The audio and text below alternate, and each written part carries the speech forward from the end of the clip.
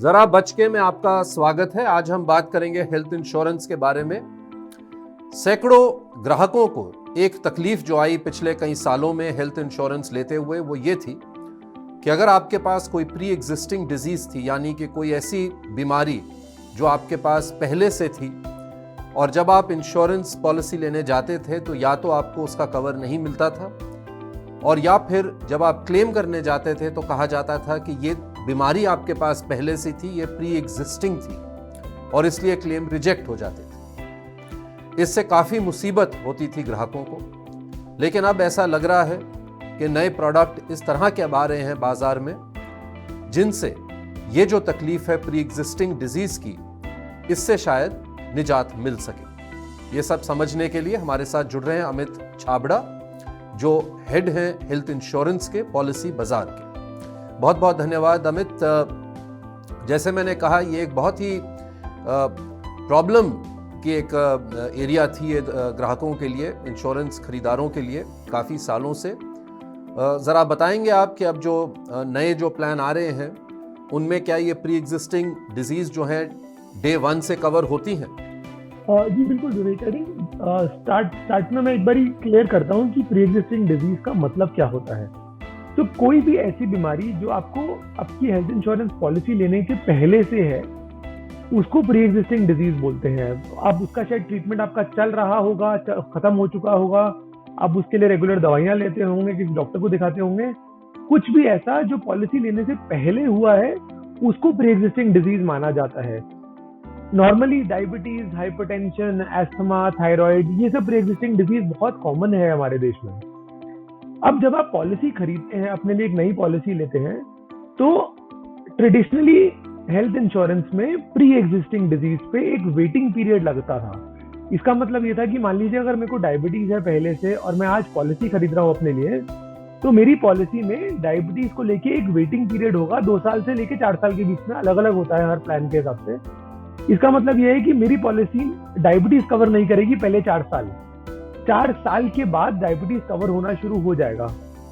ये कुछ कस्टमर्स के लिए काफी परेशानी की बात होती थी, बिकॉज बहुत लोगों के लिए पॉलिसी खरीदने का रीजन ही डायबिटीज होता था, और उन्हें ये लगता था कि मैंने पॉलिसी खरीदी, मैंने पैसे दिए, उसके बाद अगर डायबिटीज ही कवर नहीं हो रहा पहले 4 साल तो क्या फायदा है। तो इसी को लेके काफी इनोवेशन हुआ है, काफी तरक्की करी है इंश्योरेंस कंपनीज ने इसके अराउंड। एंड अब कुछ ऐसे प्लान आ गए हैं जिसमें डायबिटीज डे 1 से कवर होता है। तो जो वेटिंग पीरियड की हम बात कर रहे थे, वो प्री एग्जिस्टिंग डिजीज का वेटिंग पीरियड खत्म कर दिया है इंश्योरेंस कंपनी ने, और थोड़े से एक्स्ट्रा पैसे देके आपके पॉलिसी में कोई वेटिंग पीरियड नहीं होता है। तो ये कस्टमर्स के लिए अच्छा है, बहुत अच्छा स्टेप है। इससे उनकी कवरेज बढ़ जाती है, उनका पीस ऑफ माइंड और ज्यादा बढ़ जाता है। तो ये जो प्रोडक्ट हैं जो डे 1 से प्री एग्जिस्टिंग इलनेस कवर करते हैं, ये कितने महंगे होते हैं एक आम पॉलिसी से अमित? एक आम पॉलिसी से रफली 30 से 40% महंगे होते हैं विवेक। और कहीं ना कहीं मेरे को ऐसा लगता है कि ये वर्थ इट भी है कस्टमर के लिए, बिकॉज कस्टमर को अल्टीमेट पीस ऑफ माइंड मिलता है, वो बहुत ज्यादा जरूरी हो जाता है। ये अच्छे कॉम्प्रिहेंसिव प्लान है, कोई लिमिट नहीं होती है इनमें, और डे 1 से प्री एग्जिस्टिंग डिजीज कवर हो जाती है। हम तो अगर एक 10 लाख का कवर है, तो अगर मैं एक आम पॉलिसी लेता हूँ वो कितने का पड़ता है, और अगर मैं ये डे 1 प्रोटेक्शन वाले जो प्लान हूँ वो लेता हूँ तो वो कितने के पड़ते हैं?